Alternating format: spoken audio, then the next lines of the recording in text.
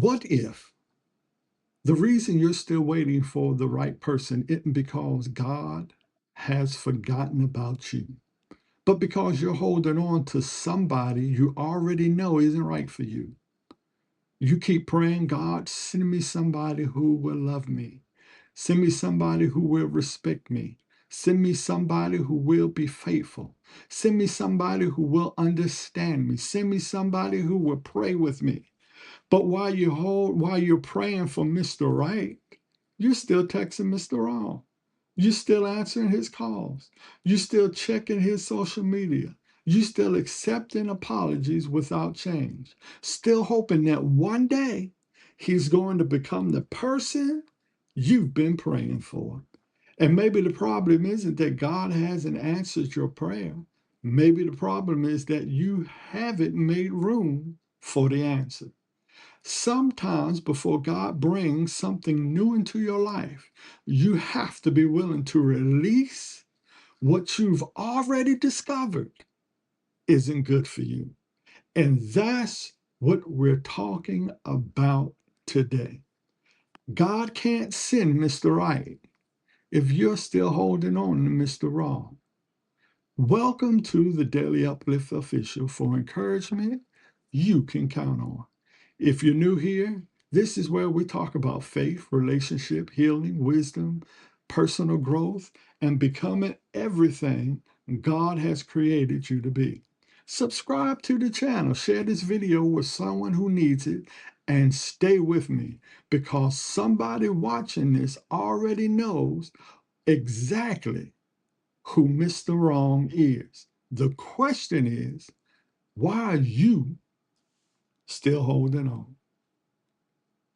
Sometimes we ask God to change what He's already trying to remove. Let's start right here. Sometimes we're praying for God to repair a relationship that may need to end. God, change him. God, make him appreciate me.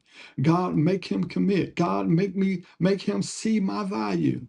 And God may be trying to get you to ask a different question. Why am I fighting so hard to keep something that consistently produces pain? Now, I'm not saying every difficult relationship should end. Healthy relationships require work. People make mistakes.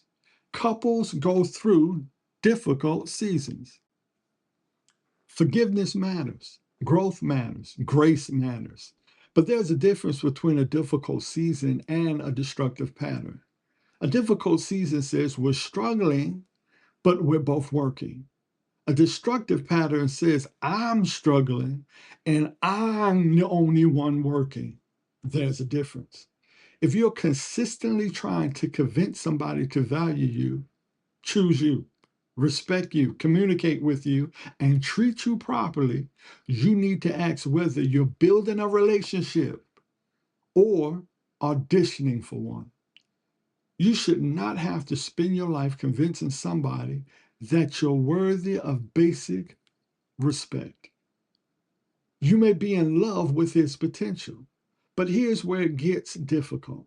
Sometimes you're not holding on to the man, you're holding on to his potential. You're holding on to who you believe he could become. You keep saying he has a good heart. He's just been going through something. He's been hurt before. He just needs time. He's going to change. He said he's going to get himself together. And maybe he means it. But here's the question.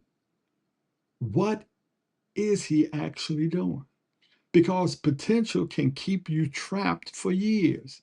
You're not dating the person standing in front of you.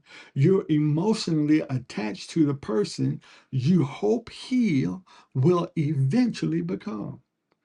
But you cannot build your future on somebody else's potential. Pay attention to patterns.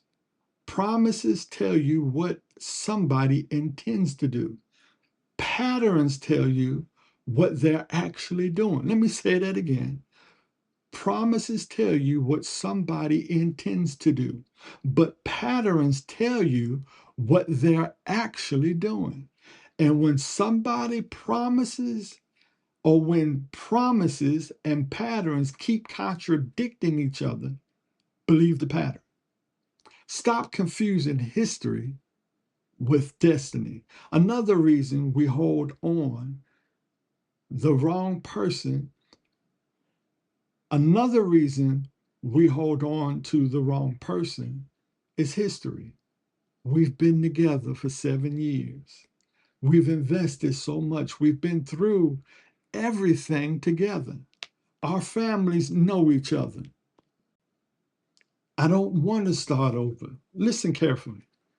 The amount of time you spent somewhere does not determine the amount of time you should remain there. History is not destiny. Sometimes we stay because leaving makes us feel like all those years were wasted. But staying additional years don't recover the previous ones. If anything, it can increase the cost. Maybe those years taught you something. Maybe they taught you what you need, what you don't need, what healthy love should look like, where your boundaries need to be, what you will never tolerate again. Don't turn a lesson into a life sentence simply because you've invested time in learning it. You're afraid there won't be anybody else. Let's tell the truth. Sometimes you're holding on to Mr. Wrong because you're afraid Mr. Right doesn't exist. You're thinking, what if nobody else comes? What if this is my last chance? What if I'm too old? What if everybody good is already taken? What if I let him go and end up alone? Fear will make you negotiate things wisdom told you were non-negotiable. Loneliness will make bad company look better than it really is. And desperation will convince you that having somebody is automatically better than having nobody. Guess what? It isn't. There are people in relationships who are lonelier than people who are single. Being with the wrong person can make you feel invisible while somebody is sitting right there beside you. So don't allow fear to choose your future.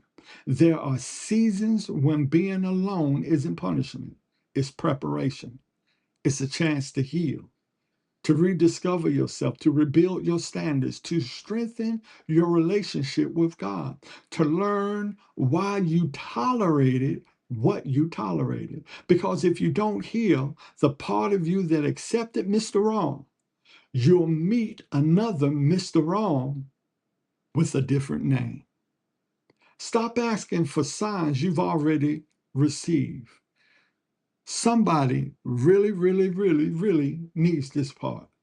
You've been asking, God, give me a sign. And maybe you've already received information you don't want to accept. The inconsistency was information. The dishonesty was information. The repeated disrespect was information. The refusal The refusal to communicate was information. The lack of accountability was information. The fact you're consistently confused is information. Sometimes we're not waiting for clarity, we're waiting for an answer we like better. And that's different. Don't keep asking for another sign because you didn't like the first one. Wisdom requires us to pay attention to reality, not merely to what we hope reality will eventually become. Mr. Right won't require you to abandon yourself. Here's something else. The right relationship should not require you to lose yourself just to keep it.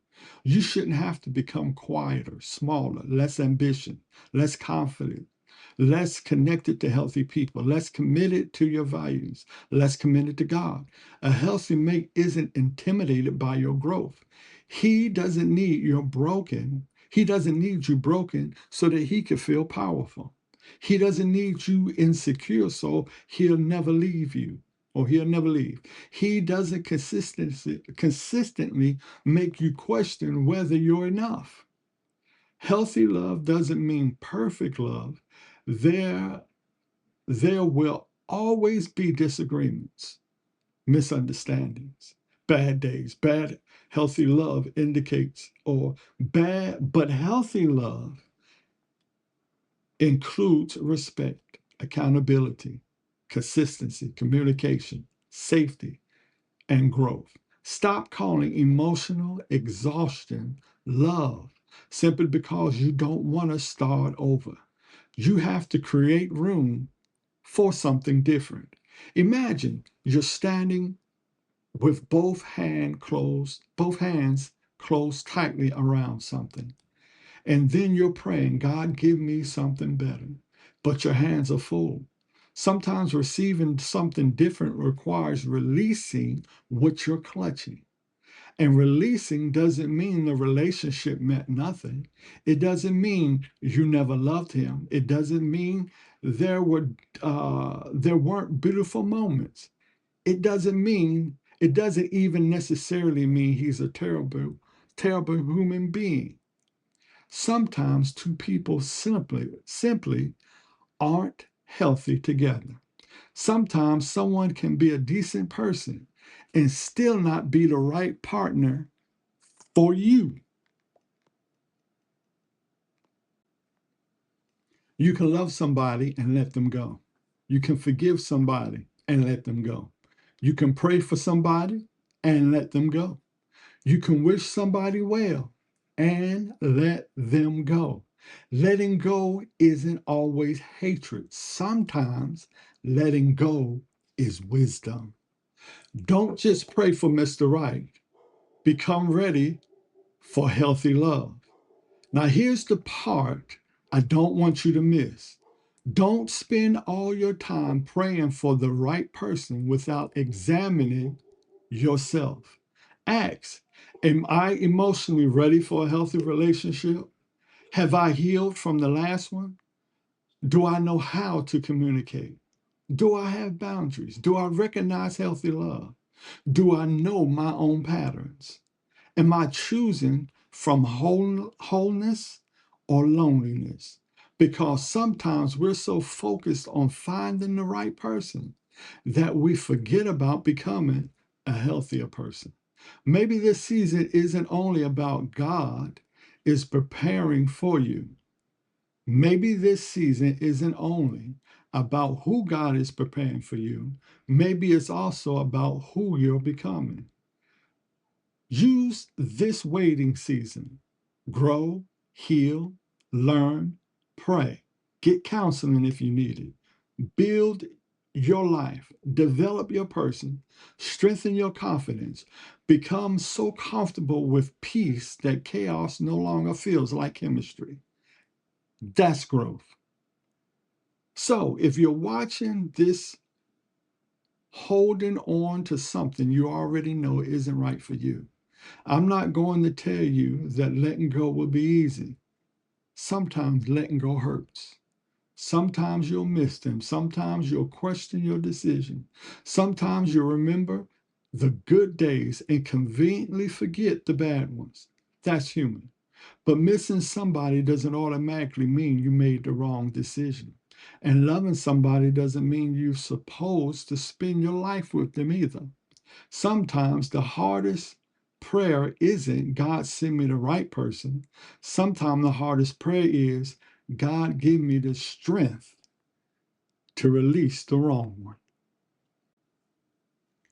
Because maybe you're not waiting for God. Maybe God is waiting for you to stop returning to something you've already asked Him to deliver you from. Stop reopening doors you're praying for God to close.